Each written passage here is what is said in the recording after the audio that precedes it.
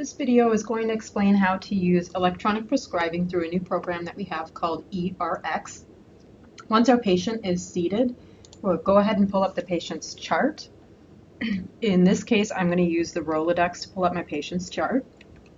If you have the scheduler open, you can also bring it up that way. Our patient here is Teague Rogerson. We'll open the electronic health record. And once the patient's seated, we'll go into our forms like we usually do and review the health history and dental history. So we'll go through our interview back and forth with the patient regarding these questions, complete them, as well as his dental history. And then when we're ready to go ahead and enter medications, we'll go to the medications tab. Instead of entering the medications just by adding an existing medication, we're going to go into axiUm eRx. That's our new program. And it's through that program that you can now add existing medications, and you will also enter all new prescriptions that you add for a patient. So if you are a student, a clinical staff member, a resident, or a faculty member who's seeing your own patients in faculty practice, you will go in through axiUm eRx. For students, staff, and residents, there will then be an additional step where your supervising faculty member, under whose license you are practicing, will go in as an authorized user sign-in and sign off everything that you've entered, review and sign off everything that you've entered. So we'll first go in as if we were a student.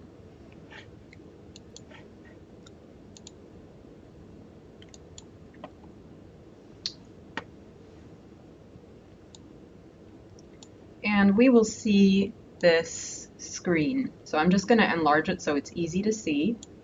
And first I want to orient you to what we see here on this screen. And then we'll actually go in and show you how to add existing medications for the patient, as well as add new prescriptions that you might be wanting to prescribe for the patient. So let's just orient ourselves. You may see some alerts up here above the patient tab.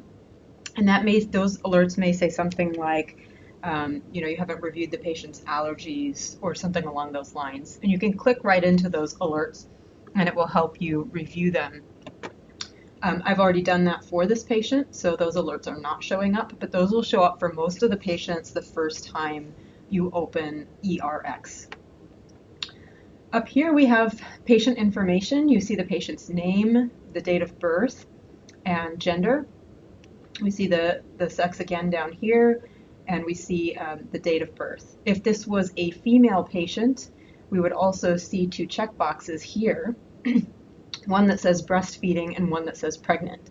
And if the patient was in either of those categories, you would click the checkbox. And that's important because the classification for medications that are safe to use during pregnancy and breastfeeding are evolving. And so this program will help you to catch any potential contraindications. And then we'll go ahead and enter the patient's pharmacy. In this case, the pharmacy is already entered. But if we wanted to change the pharmacy, or if there was no pharmacy listed, say for a new patient that you have not yet opened eRx for, you would go over here and you see that there's a number of different options. So here, let's see if we can find a pharmacy on Kirby. So if your patient says, I know it's on Kirby somewhere, I don't know which one it is. Unfortunately, there's no map here, so you will have to kind of guess with the numbers, or maybe bring up Google Maps on a phone or another device. But let's say that your patient confirms. You say, oh, I think is it Kroger? And they say yes. So, okay, we'll go ahead and click Kroger, and you'll see that gets updated right here. The next section is medications, and this includes all of the active medications that the patient is currently taking or has been prescribed. And there's a few different things that are important for us to note here. The first is these are the ones that are populating based off of our connection with axiUm. So these are the ones that either got pulled in from the medications tab or we've entered previously on eRx. If we want to see what medications the patient has been on in the past as prescribed by other physicians or clinicians, we can say show medication history. And from that pulls from a national database, and that allows us to see that the patient has been prescribed these other medications. This is particularly important if you are going to be prescribing a controlled substance, because we do have to confirm that we have checked that the patient, the patient's recent history for being on prescribed uncontrolled substances. And if you do it through this mechanism, you will have followed the laws correctly. So if you say, hey, I've reviewed these medications, I've reviewed the ones that the patient has been on in the past, it's important to also see, when was the first fill, when was the last fill. You see this one, the patient was prescribed in 2020, and the patient has not had a refill. So this will help you to figure out if a patient has been prescribed something but perhaps has not refilled that medication. This may happen if a patient can no longer afford the medications, or it may happen because the provider has discontinued the medication for that patient. Once we've reviewed all of this, we can, if we want to clean up our screen a little, we can say hide medication history again. If the patient is taking another medication that is not showing up on either the list that we have or the list pulled from the pharmacy database, the national database, we can add a medication.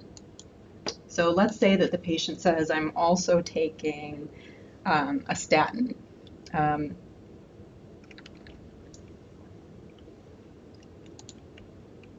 No, it's not going to show up that way, so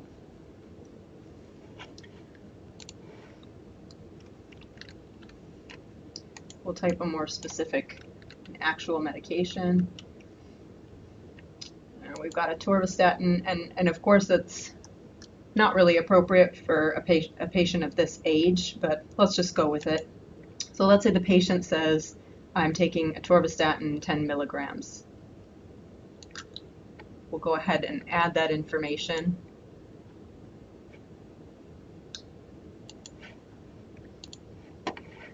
So we'll go ahead and add the information. The patient has been prescribed this medication by someone else, and they're supposed to be taking, 1 tablet by mouth once a day as directed, or we'll just leave it there. And you can fill out all of the rest of these. So let's say the start date was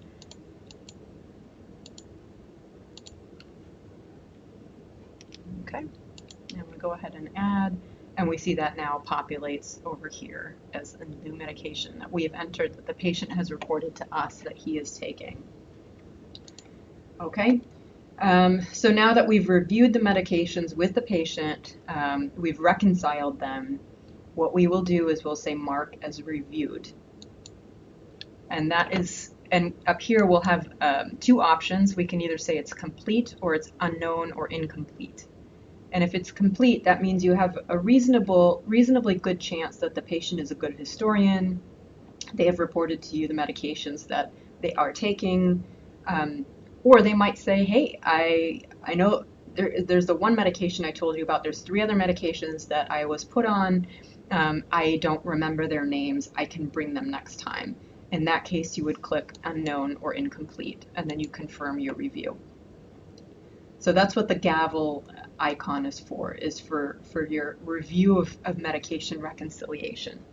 The calendar icon will help you to figure out the history of when these medications have been reconciled. So you can see that this individual, which is who I'm signed on as right now, reviewed Teague Rogerson's medications in January, and they've again been reviewed here now. And this says that this has been done by a staff, which means staff, resident, or student. but we see that there's actually been no authorization, no reconciliation by a faculty member up until this point yet. So we'll go on, we'll show how to do that a little bit later on. Okay, now comes the prescription management.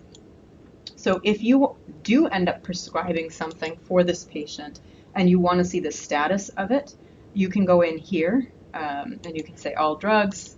I want to see the drugs that I have prescribed to this patient over the last 30 days. And you see I have prescribed clindamycin and Prevident to this patient. Okay, so the next section is allergies. And this is pretty straightforward. It will pull from axiUm if you've entered that in there. And it will pull this back to axiUm. If you enter it here, it will then, of course, upload an axiUm as well. So let's say that the patient has previously reported that they're allergic to penicillin. And when you're reviewing that today, they say, actually, I'm not allergic to penicillin. So we're going to go in and update that. And we can just go ahead and delete that one and confirm. And now if there's no allergens listed here anymore, I have to click on a button that says mark the patient as NKDA, or no known drug allergies. If I just got it wrong and the patient was allergic to a different antibiotic, I could go in and enter that here. So we'll just click mark patient as NKDA. And then, of course, there's a confirmation, set this patient to have no known drug allergies. I will confirm that. And then the final section down here is diagnoses and problems. At this time, we are not going to be using this section of eRx. We may consider doing so in the future, but right now we're going to focus on the items that we need to continue moving forward with the clinical care that we provide.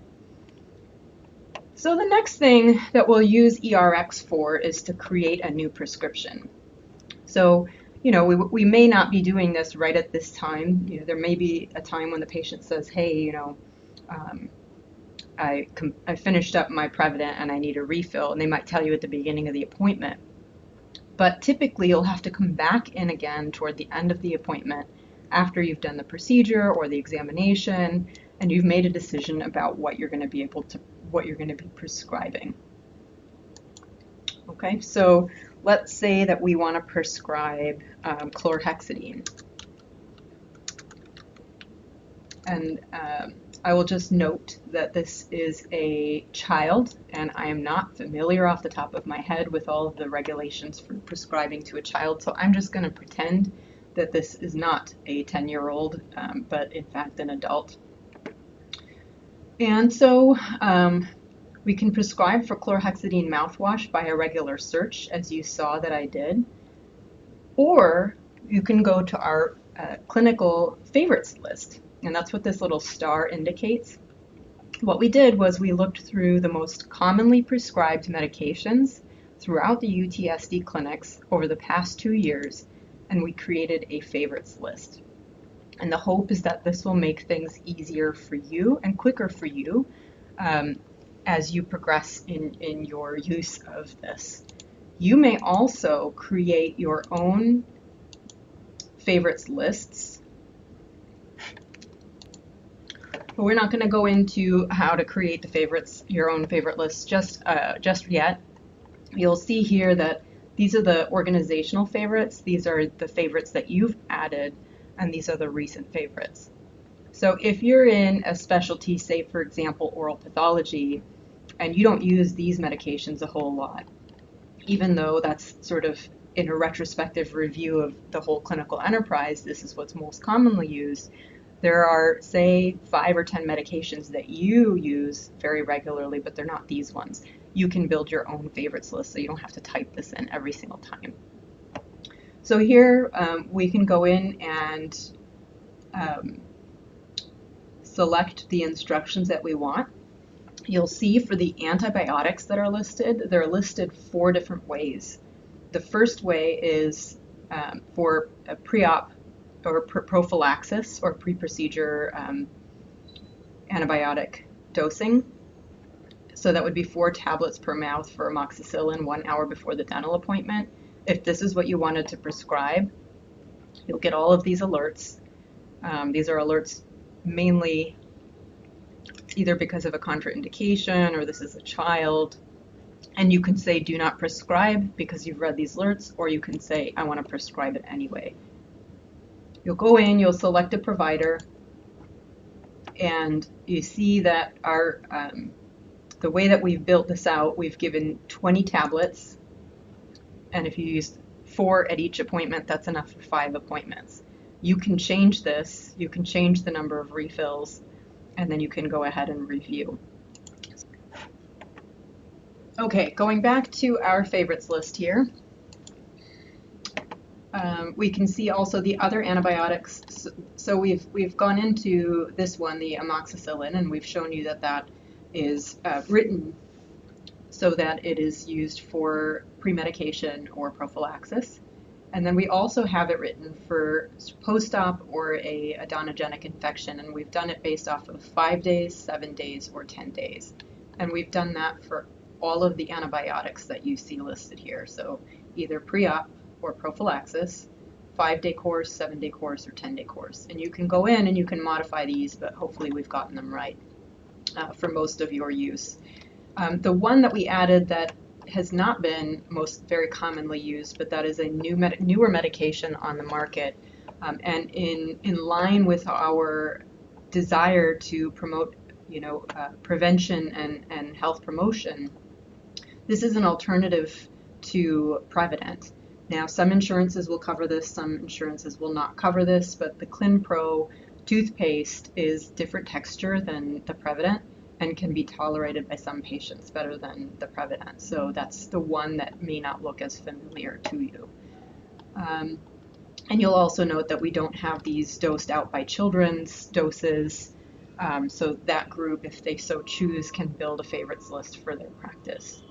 So we'll go ahead and select chlorhexidine. And you'll see here that you have to select the faculty member that you're prescribing under. And you see here that this is already pre-populated. Let's say I want to just change the number of refills to 0, but everything else I want to keep the same. Then I'll go ahead and say review, and then I can say save pending RX or save and add another RX. So if there's an additional prescription that we need to add, we can go ahead and do that. But I'll just go ahead and say save pending RX. So now I have one prescription that's been added here. Okay, so let's go back to our screen here, and we have a total of 2 prescriptions that we have pending here, and they are the chlorhexidine and amoxicillin. So now you're done as a student or a staff or a resident. There's not a whole lot more you can do here. So you'll sign off, and then your faculty member will have to sign on through the axiUm eRx authorized user sign-in.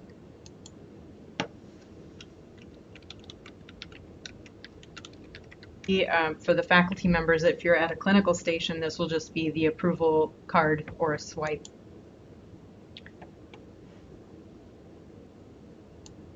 Okay, now when we log on, we are logged in. You'll see up here in the upper right-hand corner that I'm logged in as myself. So I have different privileges than the students, the residents, and the staff have. So again, I can review any of this information that I want to review. You'll remember that when we reviewed that, we were looking at the medication reconciliation from before. We saw that no provider had actually reviewed this. So this would be a good thing for us to do, confirm with the patient that these are the current medications that you're taking. And then all you have to do is say mark as reviewed and move on. Again, if you would like to see the medications that the patient's been prescribed, again, as a faculty member, you can go in and do that very easily.